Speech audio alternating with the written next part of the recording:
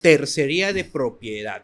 Así que si primero pudiera explicarnos qué es la tercería de propiedad. Fíjate, Renzo, que ahí de repente, recordando un poco los primeros temas de esta reunión, de esta charla, fíjate, ¿no? Yo empiezo primero con alguien que mi padre, más vinculado a derecho público, y me termino yendo a civil. Traicionó a su padre. Y en civil, yo me pongo de cabeza al tema de acto o negocio jurídico. ¿Ya? Pero al final lo que terminó siendo un despegue en mi carrera, digamos, o fue un hito, fue este asunto del pleno casatorio, que fue un asunto de derechos reales, no de acto jurídico, ¿no? Entonces hay un poco como, me llama eso un poco la atención. Le tengo cariño a la tercería porque a raíz de un texto que yo escribí sobre el tema el año 2013, es que la Corte Suprema me convoca para participar como amicus curiae de ese pleno casatorio 7, séptimo, y allí se discutió el asunto de la tercería, ¿no? ¿Y qué ocurre allí? Una persona embarga un inmueble por una deuda, claro está, que no se está pagando, que no se está honrando, y el acreedor dice, voy a embargar para asegurarme el pago más adelante. Pero resulta que viene un tercero y dice, un momento, antes del embargo, yo lo compré. Entonces están embargando un bien que ya no es del deudor. Sí, pero dice el acreedor embargante, el acreedor que embarga, sí, pero no inscribiste esa propiedad, pero yo sí inscribí mi embargo. Y ahí viene el debate, ¿no? A ver, no inscrita antes de que nos dé la respuesta, porque es un tema inscrito. bastante interesante. A ver, quiero ponerle el ejemplo para asegurarme de que he entendido bien y que también todos podamos seguir claramente esta conversación.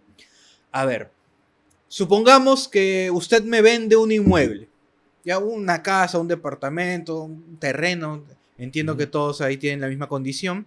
Usted me vende esta casa, hacemos un contrato, todo en orden, me cede el inmueble, yo vivo en el inmueble, yo le pago y supongamos que está en trámite la inscripción en registros públicos. Pero lo cierto es que ya tenemos el contrato se ha ejecutado, se ha perfeccionado y estamos en paz, estamos en orden, todo ok. En trámite nomás esperando esta posible inscripción. O tal vez hasta aún no lo hago, pero lo cierto, lo dejé de lado, pero lo cierto es de que ya el contrato privado y la propiedad en efecto ya se transmitió. ¿Y qué pasa? Entiendo que usted tiene una deuda X, supongamos con un banco.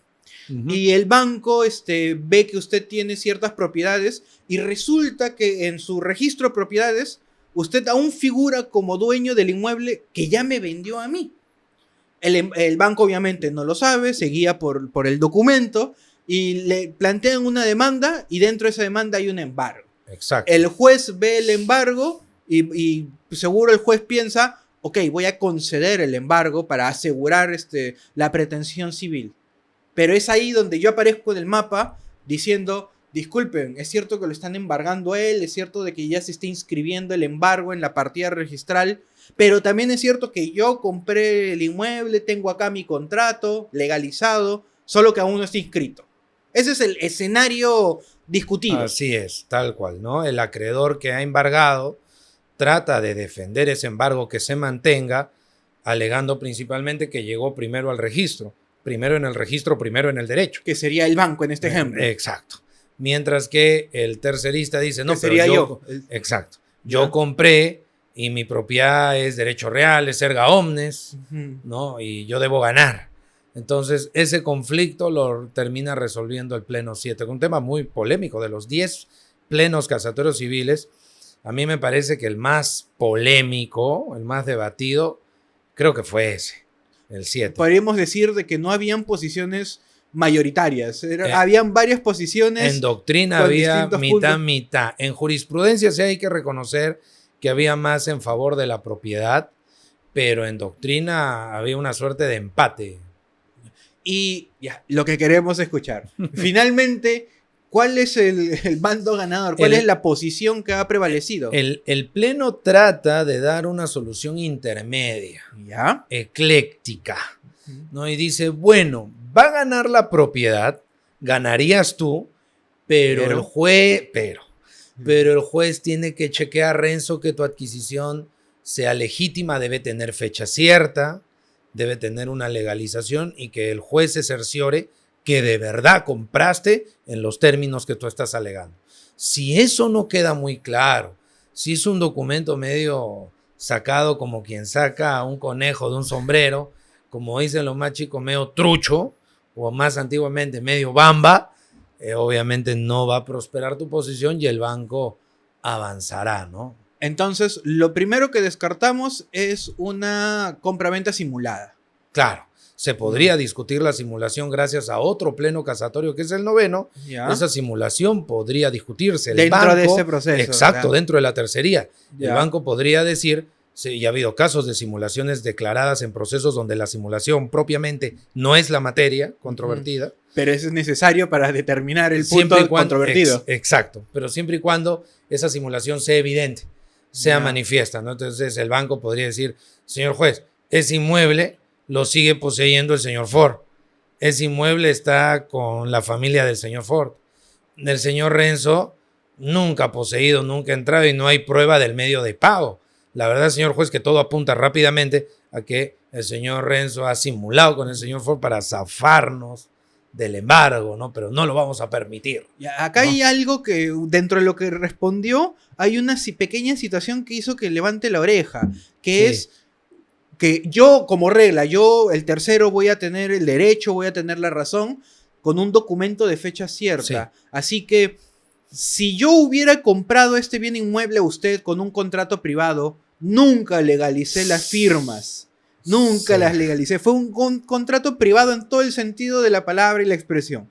No podría entonces ejercer. Se va a complicar bastante tu posición, Renzo, a menos que tengas algún otro documento con fecha cierta que haga juego con el contrato, que respalde el contrato.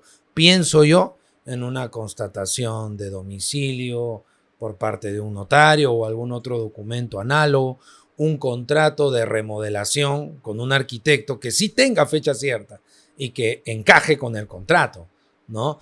Pero no es muy usual, no es usual, porque un poco extraño que no regularices o no legalices lo principal y algo accesorio, sí, ¿no? Entonces va a ser una situación, en el ejemplo como lo estás poniendo, va a ser una situación muy comprometida la tuya frente al banco, ¿no? Pensando en voz alta, ¿una constatación policial podría funcionar como un documento de fecha cierta? Podría ser, ¿no? Podría eventualmente funcionar, ¿no? Ya que tal vez combinando un poco el tema civil con el penal, algo bastante común cuando una persona está siendo investigada, procesada, es que la policía vaya a hacer una constatación a mi domicilio. Si tuvieras una investigación penal... Y fueron a hacerme mi constatación... después que me compraste, claro, eso podría ayudar bastante, ¿no? Es una situación bastante sui generis, atípica, pero ¿no? podría ser una solución. Exacto. Entonces, podríamos decir que una recomendación que por supuesto es inscriban su título en registros públicos. Sin duda. Suponiendo que no lo puedo hacer por X razones, mínimo legalizar el documento. Por lo menos, ¿no? Y bueno, para quien nos escucha, una legalización de firmas no es realmente algo costoso. Puede oscilar entre los 20 y 50 soles por firma, dependiendo de la notaría, y nos puede salvar de muchos problemas, sobre todo si hablamos de un inmueble. Así que hay que hacerlo. Exacto. Hay que hacerlo, es un requisito mínimo.